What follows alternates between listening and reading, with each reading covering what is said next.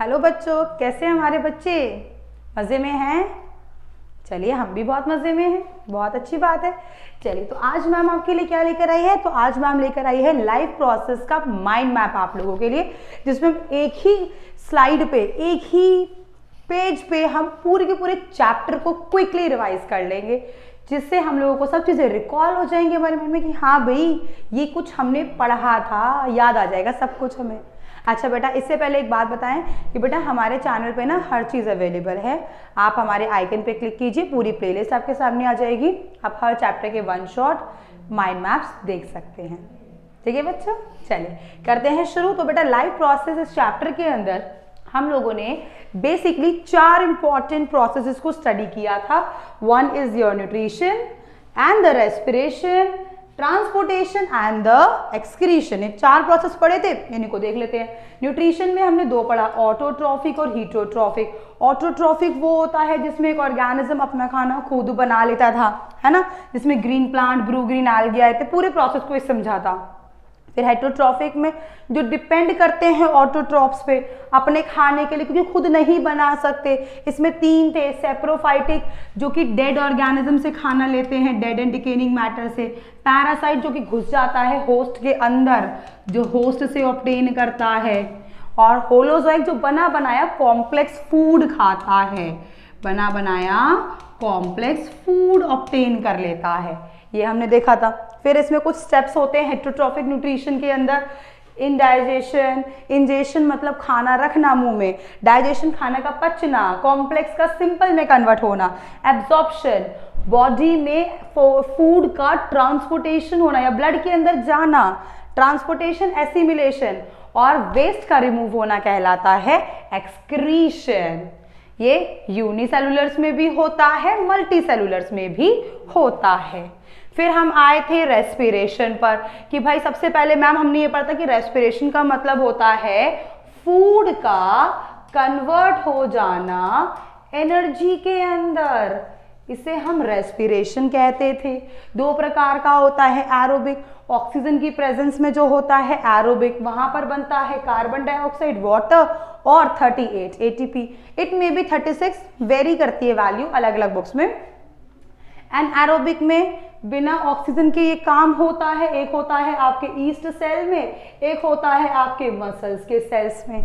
Yeast cell में बनता है इथेनॉल, CO2 और एटीपी। मसल्स में बनता था लैक्टिक एसिड, जिससे मसल्स में दर्द होता था, ऐंठन आ जाती थी, जिसके लिए हम गर्म गर्म पानी से नहाते थे या मसाज करते थे, है ना भाई, बिल्कुल। फिर रेस्पिरेशन प्लांट्स में देखा था हमने, डे टाइम में प्लांट फोटोसिंथेसिस और रेस्पिरेशन दोनों करता है, इसीलिए क्या रिलीज होती है, मेजरली ऑक्सीजन। नाइट टाइम में सिर्फ रेस्पिरेशन होता है, इसीलिए निकलती है सिर्फ CO2। तभी तो घर वाले कहते हैं कि रात को पेड़ के नीचे मत जाओ, वहाँ पे चुड़ैलें नहीं होती, वहाँ पर CO2 रिलीज होती है। फिर हमने ह्यूमंस का पढ़ा था, जिसमें पूरे का पूरा रेस्पिरेटरी सिस्टम हमने स्टडी किया था, जिसमें नेसल पैसेज था, नोज, फार्नियास, लार्नियास, ट्रैकिया, जिसके अंदर शी शेप्ड कार्टिलेज हुआ करते थे, सी शेप्ड कार्टिलेज हुआ करते थे। फिर bronchi, bronchioles, then alveoli. Alveoli main part है जो बलून लाइक होती है, जहां पर एक्सचेंज ऑफ गैसेस होता है, ये पढ़ा था। फिर हम आए थे ट्रांसपोर्टेशन के ऊपर, जिसमें हम लोगों को पढ़ना था प्लांट में भी और एनिमल्स में भी, मतलब ह्यूमंस में। प्लांट्स में ट्रांसपिरेशन होता है, पानी का लॉस होता है, और रूट प्रेशर जो कि जाइलम, क्योंकि इन दोनों प्रोसेस के थ्रू क्या होता है, वाटर का ट्रांसपोर्टेशन। किसका? वाटर का ट्रांसपोर्टेशन करता है जाइलम। ट्रांसलोकेशन का फ्लोएम करता है, जिसमें फूड का ट्रांसपोर्टेशन होता है।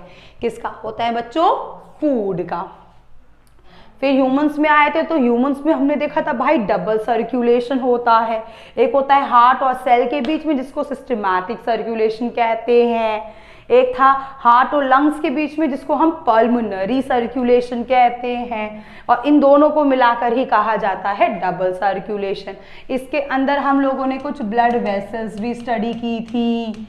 कौन कौन सी? आर्टरीज, वेन, कौन कौन सी? आर्टरी, वेन, कैपिलरीज वगैरह पढ़ी थी ना। और इसमें एक चीज और हमारे बच्चे को पढ़नी है, वो है लिम्फ, जिसको टिश्यू फ्लूइड भी कहते हैं। याद आया? बिल्कुल। फिर हम आए थे एक्सक्रीशन पे, मतलब वेस्ट का रिमूव हो जाना बॉडी से। प्लांट करता है ट्रांसपिरेशन, प्लांट का ट्रांसपिरेशन के थ्रू ही हो जाता है, पर ह्यूमंस में स्पेशलाइज्ड ऑर्गन होता है किडनी, जिसमें नेफ्रॉन इसकी बेसिक स्ट्रक्चरल फंक्शनल यूनिट होती है जो कि फिल्ट्रेशन करवाती है।